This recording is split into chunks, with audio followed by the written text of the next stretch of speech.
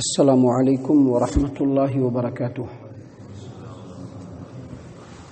اعوذ باللہ من الشیطان الرجیم، بسم اللہ الرحمن الرحیم۔ یا بنی اسرائیل اذکروا نعمتی التی انعمت علیکم وانی فضلتکم علی العالمین واتقوا یوما لا تجزی نفس عن نفس شیئا ولا يقبل منها شفاعة ولا يؤخذ منها عدل ولا هم ينصرون۔ اے بنی اسرائیل، اللہ تبارک و تعالی فرما رہے ہیں کہ اے بنی اسرائیل، میری اس نعمت کو یاد کرو جو میں نے تم پر کی، اور تمام عالم کے مقابلے میں تم کو فضیلت بخشی، اور اس دن سے ڈرو جس دن کوئی کسی کے کام کچھ بھی نہ آ پائے گا، اور جس دن کوئی سفارش بھی قبول نہیں کی جائے گی، اور اس دن کوئی بدلہ اور فدیہ بھی نہیں لیا جائے گا، اور وہ لوگ مدد بھی نہیں کیے جائیں گے۔ معزز سامعین کرام، سورۃ البقرہ سورہ نمبر 2، اور اسی سورت سے ابھی آپ کے سامنے آیت نمبر 47-48 یعنی 47 اور 48 یہ دو آیات تلاوت کی گئی، اور ان دونوں آیات کا ترجمہ بھی آپ کی خدمت میں پیش کیا گیا۔ معزز سامعین کرام، بنی اسرائیل جس کے بارے میں آج سے 2-3 درس پہلے جو میں نے درس دیا تھا اس میں بتلایا تھا کہ بنی اسرائیل دراصل اسرائیل کی اولاد ہے، اور اسرائیل یعقوب علیہ السلام کا لقب، اور اہل علم نے یہ بتلایا ہے کہ اسرائیل کا مطلب ہوتا ہے عبداللہ۔ یعقوب علیہ السلام کی اولاد جو ہیں ان کو بنی اسرائیل کہا جاتا ہے، یا پھر جو لوگ یہودی ہیں ان کو بنی اسرائیل کہا جاتا ہے۔ محترم سامعین کرام، اللہ تبارک و تعالیٰ نے اس قوم کے اوپر جتنا انعام کیا، جتنا احسان کیا، اتنا انعام اور احسان کسی بھی قوم پہ نہیں کیا ہے، لیکن اس کے جسٹ اگینسٹ میں جس قدر انعامات اللہ تبارک و تعالیٰ نے اس یہودی قوم پہ کیا، اس کے مقابلے میں ان سے زیادہ نافرمانی کسی بھی قوم نے نہیں کیا، ہر اعتبار سے نافرمانی کی، اور آج کے ڈیٹ میں بھی اللہ اور اس کے رسول سے بغاوت کرنے والی جو سب سے بڑی قوم ہے اس زمین پر، تو وہ یہی یہودی ہے، وہ یہی بنی اسرائیل ہے۔ محترم سامعین کرام، اللہ تبارک و تعالیٰ نے فرمایا، یا بنی اسرائیل اذکروا نعمتی التی انعمت علیکم، اے بنی اسرائیل میری اس نعمت کو یاد کرو جو میں نے تم پر کیا اور جہان والوں کے مقابلے میں تم کو فضیلت دی۔ یعنی اللہ تبارک و تعالیٰ اس آیت کریمہ میں بنی اسرائیل یہودیوں کو یہ یاد دلا رہا ہے، چونکہ یہ ساری جو آیات ہیں یہ مدینے کے اندر نازل ہو رہی ہیں، اور ہم نے بتلایا تھا کہ مدینے کے اندر ایک بڑا طبقہ تھا یہودیوں کا، جو قبیلوں میں یعنی 3 قبیلوں کے اندر بالکل بٹی ہوئی تھی، اور وہاں کے سیاسی اور معاشی یعنی اکنامیکل اور پولیٹیکل دونوں اعتبار سے ان کا جو سکہ تھا بڑا مضبوط تھا، اور ان کے درمیان میں اللہ تبارک و تعالیٰ نے محمد عربی صلی اللہ علیہ وسلم کو اور دین کو وہاں پر سچویٹڈ کیا، وہاں پر استھاپت کیا، اور اللہ کے رسول صلی اللہ علیہ وسلم جو دین لے کر کے آئے تھے، کسی نہ کسی اعتبار سے اللہ تبارک و تعالیٰ نے فوراً مدینے کے اندر ان کو طاقت اور قوت دے دی۔ اب بنی اسرائیل چونکہ ایک بڑی قوم تھی، اللہ تبارک و تعالیٰ ان آیات کے ذریعے سے ان کو نصیحت فرما رہا ہے، یہاں سے لگاتار کئی رکوع تک، آگے کئی رکوع تک، دور تک اللہ تبارک و تعالیٰ نے یہودیوں کے اوپر جو اللہ تبارک و تعالیٰ کی نعمت ہے ان کو اللہ تبارک و تعالیٰ نے بیان کیا، اور اس کے مقابلے میں جو نافرمانیاں اور بغاوت یہودی قوم نے اللہ تبارک و تعالیٰ کے مقابلے میں کی، اللہ نے ان باتوں کو یہاں پر بیان کیا ہے۔ تو مدینے والے کو دراصل نصیحت کیا جا رہا ہے کہ اب آپ کے درمیان ایک رسول آ چکے ہیں، اور رسول اللہ تبارک و تعالیٰ کا سچا اور آخری اور مکمل دین لے کر کے آ چکا ہے۔ اب آپ کا کام یہ ہے کہ جیسے اللہ تبارک و تعالیٰ نے پہلے آپ کو فضیلت دی تھی، اب اس رسول کے رسالت کے اوپر آپ ایمان لائیے اور ان کی شریعت کی پیروی کیجیے۔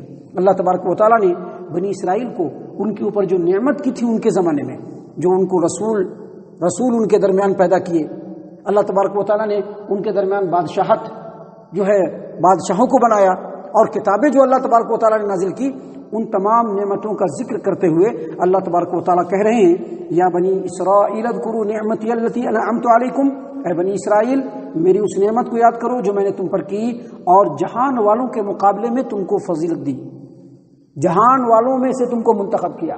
جیسا کہ اللہ تعالیٰ نے قرآن کریم سورۃ الدخان آیت نمبر 32 میں بیان فرمایا وَلَقَدِ اخْتَرْنَاهُمْ عَلَىٰ عِلْمٍ عَلَى الْعَالَمِينَ، یعنی ہم نے بنی اسرائیل کو دنیا والوں کے مقابلے میں علم کی بنیاد پر منتخب کیا۔ یاد رکھیے گا آج بھی یہ قوم علم کے مقابلے میں بڑے بلندی پہ ہے، بہت بلندی پہ ہے، اور اس زمانے میں بھی بہت بلندی پر، جب اللہ کے رسول صلی اللہ علیہ وسلم ان کو اللہ کی طرف بلاتے اور ان کو علم دینے کی کوشش کرتے تو وہ کیا کہتے؟ قالوا قلوبنا غلف، ہمارے دل علم سے بھرے ہوئے ہیں، آپ کا علم نہیں چاہیے ہمیں۔ اتنا علم اللہ نے ان کو دیا تھا۔ اللہ کیا فرماتے ہیں وَلَقَدِ اخْتَرْنَاهُمْ عَلَىٰ عِلْمٍ عَلَى الْعَالَمِينَ، ہم نے بنی اسرائیل کو علم کی بنیاد پر دنیا والوں کے مقابلے میں منتخب کیا۔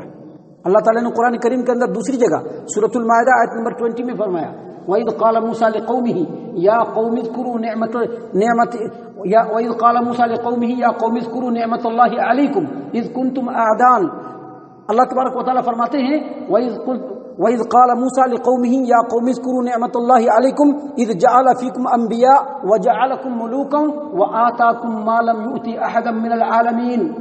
اللہ تبارک و تعالیٰ فرماتے ہیں کہ اس وقت کو یاد کرو جب موسیٰ علیہ السلام نے اپنی قوم سے کہا کہ اے میری قوم کے لوگو اللہ تبارک و تعالیٰ کی اس نعمت کو یاد کرو جو اس نے تم پر کیا۔ نعمت کیا کیا؟ اذ جعل فیکم انبیاء، تمہارے درمیان اللہ تبارک و تعالیٰ نے نبیوں کو بنایا، وجعلکم ملوکا، اور اللہ تبارک و تعالیٰ نے تم کو بادشاہت سے نوازا، وآتاکم ما لم یؤت احدا من العالمین، اور اے بنی اسرائیل جتنا اللہ تبارک و تعالیٰ نے تم کو دیا دنیا والوں میں سے کسی کو نہیں دیا۔ اللہ تعالیٰ نے اسی فضیلت کو یہاں پر بیان کیا ہے، بیان کیا یا بنی اسرائیل اذکروا نعمتی التی انعمت علیکم، اے بنی اسرائیل میری اس نعمت کو یاد کرو جو میں نے تم پر کیا۔ امام ابو جعفر الرازی نے ربیع بن انس کے حوالے سے امام ابو العالیہ کی تفسیر کو اللہ تعالیٰ نے کیا فرمایا وَأَنِّي فَضَّلْتُكُمْ عَلَى الْعَالَمِينَ، اور اے بنی اسرائیل میں نے تم کو دنیا والوں کے مقابلے میں فضیلت دی۔ اس کے بارے میں امام ابو جعفر الرازی ربیع بن انس کے حوالے سے امام ابو العالیہ کی تفسیر کو بیان کیا کہ ان کو فضیلت ان کے زمانے میں ملی، یعنی جو نعمت ان کو دی اللہ تبارک و تعالیٰ نے ان کے زمانے میں، دنیا والوں کے مقابلے میں اللہ نے ان کو ان کے قوم کے اندر نبی بنایا، دنیا والوں کے مقابلے میں اللہ تبارک و تعالیٰ نے ان کے قوم میں کتاب نازل فرمائی، اور دنیا والوں کے مقابلے میں اللہ تبارک و تعالیٰ نے ان کو بادشاہت سے نوازا۔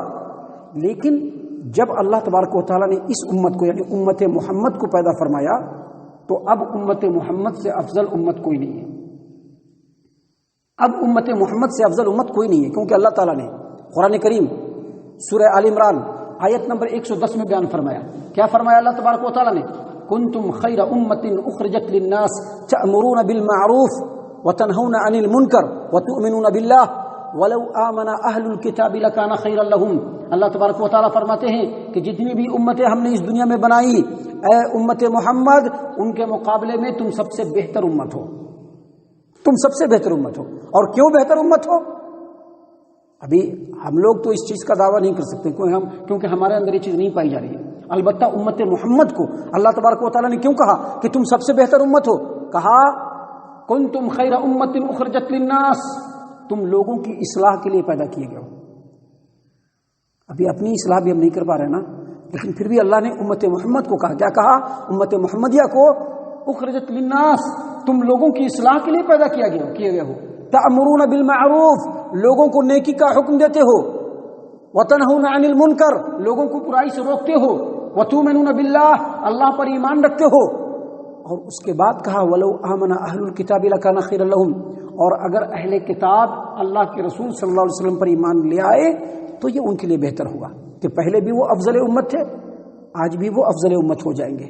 اللہ کے رسول صلی اللہ علیہ وسلم کی حدیث ہے، اس حدیث کو امام احمد نے اپنی مسند کے اندر، امام ترمذی نے اپنے جامع ترمذی ابواب تفسیر القرآن، اور امام ابن ماجہ نے اپنی سنن ابن ماجہ ابواب الزہد کے اندر روایت کیا کہ نبی صلی اللہ علیہ وسلم نے فرمایا اپنی امت کو مخاطب کرتے ہوئے، صحابہ کرام کو مخاطب کرتے ہوئے، انتم توفون 70 امتن، تم 70ویں امت ہو، یعنی دنیا کے اندر جتنی بھی امتیں آئی ہیں ان میں 70ویں امت ہو۔ انتم خیرها واکرمها علی اللہ عز وجل، اللہ عز وجل کے نزدیک تم سب سے بہتر اور سب سے مکرم ہو۔ محترم سامعین کرام، یہاں پر اگرچہ بنی اسرائیل کو کہا گیا ہے، لیکن اس آیت کریمہ کی تفسیر میں جو اہل علم نے جو باتیں بیان کی ہے، اس سے ایک منٹ کے لیے ہمیں غور و فکر کرنا چاہیے کہ اللہ نے ہمیں بہتر امت بنایا ہے، ہم کتنا اس کا حق ادا کر رہے ہیں, کس قدر اس کا حق ادا کر رہے ہیں. کیا ہم بہتر امت کا جو لقب ہے اس کو ڈیزرو کرتے ہیں؟ کیا ہم اس لائق ہیں کہ ہم بہتر امت کہلائیں؟ اگر نہیں ہے تو ہونا ہے, بننا ہے اس لائق. محترم سامعین اکرام, اتنی باتیں بیان کرنے کے بعد اللہ تبارک و تعالیٰ نے یہودیوں کو نصیحت کرنا شروع کیا, اور یہ نصیحت صرف یہودیوں اور بنی اسرائیل کے لیے نہیں, ہمارے لیے بھی ہے, کیونکہ ہم بھی دنیا کی زندگی کے اندر ہیں, ہمارے بھی بال بچے ہیں, ہمارا بھی کاروبار ہے, ہمارے بھی معاملات ہیں, ہماری بھی خواہشات ہیں, ہماری بھی چاہتے ہیں, ہمارے بھی اچھے اچھے گھر ہیں, ہمارے بھی اچھے اچھے دکان ہیں, بہت سارے معاملات ہیں. تو اللہ تبارک و تعالیٰ نے یہاں پر نصیحت کی ہے, جو کہ اگرچہ یہودیوں کو مخاطب کیا گیا ہے, لیکن اس میں پوری دنیا والوں کے لیے نصیحت ہے. اللہ تبارک و تعالیٰ نے کیا فرمایا؟ واتقوا یوما, اور اس دن سے ڈر جاؤ. واتقوا یوما, اور اس دن سے ڈر جاؤ. کس دن سے؟ قیامت کے دن سے. کون سا دن؟ اللہ نے آگے خود تفسیر بیان کیا. کیا کہا اللہ تبارک و تعالیٰ نے؟ لا تجزی نفس عن نفس شیئا, کہ جس دن کوئی کسی کے کچھ بھی کام نہیں آ سکے گا, کوئی کسی کے کچھ بھی نہیں کام آ سکے گا. آپ صلی اللہ علیہ وسلم اپنی پھوپھی کو کہہ رہے ہیں, میری پھوپھی جو لینا ہے یہی لے لو, قیامت کے دن میں تیرے لیے کچھ بھی نہیں کر پاؤں گا. اے محمد کی پیاری بیٹی, اگر کچھ چاہیے تو ابھی یہاں مانگ لے, نہیں تو اپنے عمل کو درست کر لے, وگرنہ قیامت کے دن میں محمد جو اللہ کا نبی ہوں وہ بھی تیرے کام نہیں آ پاؤں گا. اللہ تعالیٰ نے قرآن کریم کے اندر فرمایا, سورہ فاطر آیت نمبر 18, اللہ تبارک و تعالیٰ نے فرمایا وَلَا تَزِرُ وَازِرَةٌ وِزْرَ أُخْرَىٰ, کوئی کسی کے کچھ بھی کام نہیں آ سکے گا. آج ہمارے بچے ہمارے کام آ جائیں گے, ہم اپنے بچوں کے کام آ جائیں گے, قیامت کے دن کوئی کسی کے کام نہیں آئے گا. اللہ تعالیٰ نے قرآن کریم سورہ عبس وتولی آیت نمبر 34, 35, 36, 37, اللہ تبارک و تعالیٰ نے کیا فرمایا؟ یوم یفر المرء من اخیہ, قیامت کا جو دن ہوگا ہمارا بھائی ہم کو دیکھے گا تو فرار ہو جائے گا. بھائی کو چھوڑ دیجئے, میں اپنے بھائی کو دیکھوں گا تو فرار ہو جاؤں گا. یوم یفر المرء من اخیہ وامہ وابیہ, آدمی اپنی ماں کو دیکھے گا بھاگ کھڑا ہوگا. آج ماں سے کتنی محبت ہے, ماں کے آنچل میں جانے کے بعد آدمی آج بھی اپنے اندر ایک اطمینان محسوس کرتا ہے. اپنی ماں کو دیکھے گا بھاگ کھڑا ہوگا. باپ جو آج اپنے بیٹے کے سر پہ اپنے جسم پہ ہاتھ پھیرتا رہتا ہے, کل قیامت کے دن وہی باپ اپنے بیٹے کو دیکھ کر کے بھاگ کھڑا ہوگا. وصاحبتہ وبنی, زندگی کی سب سے قریبی, زندگی کا سب سے قریب رشتہ جو بیوی کا رشتہ ہے, اپنی بیوی کو دیکھ کر کے بھاگ کھڑا ہوگا. آج بیوی کو ذرا سا پرابلم ہوتا ہے, کوئی بات ہوتی ہے, آدمی کا دل بے چین ہو جاتا ہے, سوچتا ہے کہ کیسے ہم اپنی بیوی کو خوشی دے دیں. وَأُمِّهِ وَأَبِيهِ وَصَاحِبَتِهِ, اپنی بیوی کو دیکھے گا بھاگ کھڑا ہوگا. وَبَنِيهِ, اپنے بیٹے کو دیکھے گا بھاگ کھڑا ہوگا. اللہ فرماتے ہیں آگے لِكُلِّ امْرِئٍ مِّنْهُمْ يَوْمَئِذٍ شَأْنٌ يُغْنِيهِ, ہر آدمی کو قیامت کے دن ایسا چکر ہوگا, ایسی فکر لگی ہوگی کہ اس فکر کی وجہ سے تمام کو بھول جائے گا, سب کو بے نیاز کر دے گا, سب سے بے نیاز ہو جائے گا. محترم سامعین کرام, بہت سخت دن آنے والا ہے.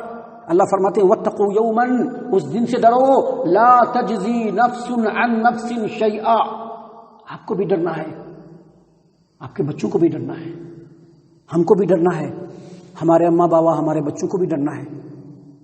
ابھی سے تیاری کر لینا ہے, ابھی سے سمجھ لینا ہے کہ قیامت کی دن رسوائی نہ ہو. اللہ تعالیٰ آگے فرماتے ہیں ولا يقبل منها شفاعۃ, اور اس دن کسی طرح کی کوئی سفارش بھی کام نہیں آئے گی, کوئی سفارش کام نہیں آئے گی, کوئی سفارش کام نہیں ہوگی. سفارش ابھی بولتے ہیں نا کہ ہمارے پیر بابا سفارش کر دیں گے, ابھی بولتے ہیں نا کہ ہم نبی کی امت میں, نبی ہماری سفارش کر دیں گے, ابھی بولتے ہیں نا کہ ہم اتنے بڑے عالم کے بیٹے ہیں, ہماری سفارش ہمارے ابا کر دیں گے. نہیں, سفارش وہی کرے گا جس کو اللہ حکم دے گا, اور سفارش کرنے والا بھی سفارش اسی کے بارے میں کرے گا جس کے بارے میں اللہ کہے گا. ابھی اللہ نے ہم کو آرڈر دے دیا کہ ہم سفارش کریں گے, اب ہم لگے ان کے بارے میں سفارش کرنے کے لیے, ان کے بارے میں سفارش کرنے کے لیے, اپنے بچوں کے بارے میں نہیں. اللہ کہے گا کہ آپ کو سفارش کرنی ہے اور ان کے بارے میں سفارش کرنی ہے, اور اس میں بھی کنڈیشن ہے کہ جس گناہ کے بارے میں سفارش کرنے کے لیے کہا جائے گا بس اسی گناہ کے بارے میں. ایسا نہیں ہے کہ شجرہ نامہ لکھوا لیں گے سفارش نامہ لکھوا لیں گے اپنے پیر صاحب سے اور ان کے ہاتھ پر بیعت کر لیں گے تو ہمارا جو ہے بیڑا پار لگ جائے گا. نہیں، اللہ فرماتے ہیں ولا يقبل منها شفاعۃ، کوئی سفارش قبول نہیں ہوگی. اور آگے مزید فرماتے ہیں ولا يؤخذ منها عدل، اور کسی کی طرف سے کوئی بدلہ بھی قبول نہیں کیا جائے گا. بدلہ سمجھتے ہیں نا؟ ابھی ایک آدمی اریسٹ ہوتا ہے کسی جرم میں اریسٹ ہوا. اب بہت بڑے خاندان کا ہے، بہت ہی مالدار ہے، بڑا بزنس ہے. اب گئے کمشنر سے ملے، ڈی ایس پی سے ملے، بڑے بڑے جو ہے آفیسر سے ملے. ملنے کے بعد ہمارا بچہ ہے، ہم ایک کام کرتے ہیں 5 لاکھ پر بات کیجیے. نہیں ہوگا. اچھا ٹھیک ہے 10 لاکھ 15 لاکھ. یہ ہوتا ہے دنیا میں. اب یہاں کی جو پرشاسن ہے اس کو قبول کر لیتے ہیں اور چھوڑ دیتے ہیں. اللہ فرماتے ہیں کہ کوئی بدلہ نہیں لیا جائے گا. قرآن کریم کے اندر اللہ تبارک و تعالیٰ نے یہاں پر بیان فرمایا ہے، سورہ آل عمران آیت نمبر 91، اللہ تبارک و تعالیٰ نے فرمایا ان الذین کفروا وماتوا وهم کفار، ان الذین کفروا وماتوا وهم کفار فلن يقبل من احدهم ملء الارض ذهبا ولا يفتدى به. جو آدمی کفر کرے گا اور کفر کی حالت میں مر جائے گا، قیامت کے میدان میں پہنچے گا اور اللہ کے عذاب سے بچنا چاہے گا، اور زمین بھر سونا اگر وہ اللہ کے عذاب سے بچنے کے لیے اللہ کو دینے کی کوشش کرے گا تو اللہ تبارک و تعالیٰ اس کو قبول نہیں کرے گا، نہیں قبول کرے گا اللہ تعالیٰ. قرآن کریم میں دوسری جگہ بھی اللہ تبارک و تعالیٰ نے اس بات کو بیان فرمایا ہے. دیکھیے اللہ تبارک و تعالیٰ نے سورۃ المائدہ سورہ نمبر 5 آیت نمبر 36 میں بیان فرمایا ان الذین کفروا لو ان لهم ما فی الارض جميعا ومثله معه لیفتدوا به من عذاب یوم القیامة ما تقبل منهم ولهم عذاب الیم. اللہ تبارک و تعالیٰ نے فرمایا کہ اگر کافروں کے پاس یہ پوری جو دنیا ہے، دنیا کے بھر اگر اس کے پاس دولت ہو جائے اور پھر اتنا اور بھی دولت ہو جائے اور وہ چاہے کہ اللہ تبارک و تعالیٰ کو دے کر کے اللہ کے عذاب سے بچ جائے، امپاسبل، نہیں ہو سکتا ہے. وہاں پر بچنے کے لیے دنیا کی زندگی کو مضبوط کرنا پڑے گا. وہاں بچنے کے لیے دنیا کی زندگی کو مضبوط کرنا پڑے گا. دنیا کی زندگی کو ہم جیسے تیسے گزار دیں نہیں ہوگا میرے بچے، نہیں ہونے والا ہے. آخرت میں اللہ تبارک و تعالیٰ کے عذاب سے بچنے کے لیے ضروری ہے کہ دنیا کی زندگی کو عملی اعتبار سے مضبوط کیا جائے. اللہ تعالیٰ اس آیت کریمہ میں یہودیوں کو اور پوری دنیا کو بتلا رہا ہے. کیا بتلا رہا اللہ تعالیٰ؟ کہ جو محمد عربی صلی اللہ علیہ وسلم آئے ہیں، سب سے پہلے ان کو ایکسپٹ کرنا پڑے گا نبی کی صورت میں کہ وہ نبی ہیں، ہمارے پکے سچے نبی ہیں ہمارے. وہ اللہ نے ان کو برحق نبی بنا کر کے بھیجا ہے، اور پھر جو دین وہ لے کر کے آئے ہیں اس دین کو پیروی کرنا پڑے گا. اگر کوئی آدمی ایسا کر لیتا ہے اور قیامت کے دن اس کی حاضری ہوتی ہے، الحمدللہ، یہاں پر نہیں، وہاں پر الحمدللہ. اور اگر کوئی آدمی محمد عربی صلی اللہ علیہ وسلم کو ایکسپٹ نہیں کرتا ہے نبی کی صورت میں، اور اللہ کے رسول صلی اللہ علیہ وسلم کے دین کی پیروی نہیں کرتا ہے، اور ایسی حالت میں اگر وہ قیامت کے دن پہنچے گا تو کسی رشتہ دار کی رشتہ داری کام نہیں آئے گی. کوئی بہت بڑا پاور والا آدمی بھی اس کے مقابلے میں کام میں نہیں آ پائے گا. کوئی مال و دولت اگر بدلے میں دینا چاہے نہیں ہو پائے گا. اللہ نے اسی سورت کے اندر سورۃ البقرہ آیت نمبر 254 میں بیان فرمایا من قبل ان یأتی یوم لا بیع فیہ ولا خلۃ ولا شفاعہ. قیامت کے دن سے پہلے کر لو، کیونکہ قیامت کا دن جو ہوگا اس دن نہ تو کوئی سودے بازی کام آئے گی، سودے بازی بھی کام نہیں آئے گی، کوئی دوستی یاری اور رشتہ داری بھی کام نہیں آئے گی، اور کسی کا کوئی سفارش بھی کام نہیں آئے گا. اللہ تبارک و تعالیٰ کے بڑے برگزیدہ نبی ابراہیم خلیل اللہ علیہ الصلوۃ والسلام، اللہ ان کو اپنا خلیل بنایا. قیامت کے دن پہنچیں گے، اپنے باپ کو بہت ہی بری حالت میں دیکھیں گے، کہیں گے کہ اللہ میرا باپ ایسا، آپ نے کہا تھا کہ ہم تم کو کبھی بھی رسوا نہیں ہونے دیں گے، ہمارا باپ ایسی حالت میں ہے تو میں رسوا نہیں ہو جاؤں گا. کہا کہ اللہ تعالیٰ جنت کو کافروں کے لیے حرام کرا دیا ہے، تیرا باپ کافر ہے، تیری بات نہیں مانی جائے گی. ابراہیم خلیل کی بات نہیں مانی جائے گی. جب ابراہیم خلیل کی بات نہیں مانی جائے گی تو غوث العظم کی بات کیوں مانی جائے گی بھائی؟ پیران پیر عبد القادر جیلانی کی بات کیوں مانی جائے گی بھائی؟ خواجہ معین الدین کی بات کیوں مانی جائے گی؟ کسی امام کی بات کیوں مانی جائے گی؟ جب ابراہیم خلیل کی بات نہیں مانی جائے گی تو کسی کی بات نہیں مانی جائے گی. کوئی سفارش نہیں کر پائے گا, کوئی کسی کے بارے میں ایک لفظ نہیں بول پائے گا, کسی کو اجازت نہیں ہوگی. اللہ نے اسی لیے یہاں پر بیان فرمایا کہ اس دن سے ڈرو جس دن کوئی کسی کے کچھ کام نہیں آئے گا, کوئی سفارش قبول نہیں کی جائے گی, کوئی بدلہ اور فدیہ قبول نہیں کیا جائے گا. وَلَا هُمْ يُنصَرُونَ, اور نہ ہی کسی کی مدد کی جائے گی. کسی کے دل میں خیال ہی نہیں آئے گا کہ ہم اس کی مدد کریں. فَمَا لَهُمْ مِنْ قُوَّةٍ وَلَا نَاصِرٍ, انسان کا کوئی زور نہیں ہوگا اور کوئی مددگار نہیں ہوگا. محترم سامعین کرام, یہ بہت اہم ترین باتیں ہیں جو اللہ تبارک و تعالیٰ نے ہمارے لیے بیان فرمائے ہیں. ہمیں ان آیات کے اوپر ٹھنڈے دل سے غور کرنا چاہیے اور ان آیات کو بعد میں بھی خوب پڑھنے کی کوشش کرنی چاہیے تاکہ وہ ایمان ہمارے دل کے اندر ہمیشہ تازہ رہے اور ہمارا دین, ہمارا عمل جو ہے ہمارے دین کے مطابق ہو جائے. اللہ تعالیٰ سے دعا ہے کہ اللہ تعالیٰ ہم تمام کو ان تمام باتوں کے اوپر غور و فکر اور تدبر کرنے کی توفیق عنایت فرمائے. ہم تمام کو ہمارا رب صحیح معنوں میں مومن اور مسلمان بنائے. اللہ تبارک و تعالیٰ ہم تمام کو ہماری دنیا کی زندگی میں ہی آخرت کی فکر کر لینے کی توفیق عنایت فرمائے. صحابہ کرام رضوان اللہ علیہم اجمعین کے طریقے پر چلنے والا بنائے. جنت الفردوس میں جگہ عطا فرمائے. اے اللہ ہم تمام کو جہنم سے پناہ دے. اے رب العالمین ہم تمام کو جہنم سے پناہ دے. اے مالک الملک ہم تمام کو جہنم سے پناہ دے. آمین یا رب العالمین. وما علینا الا البلاغ المبین.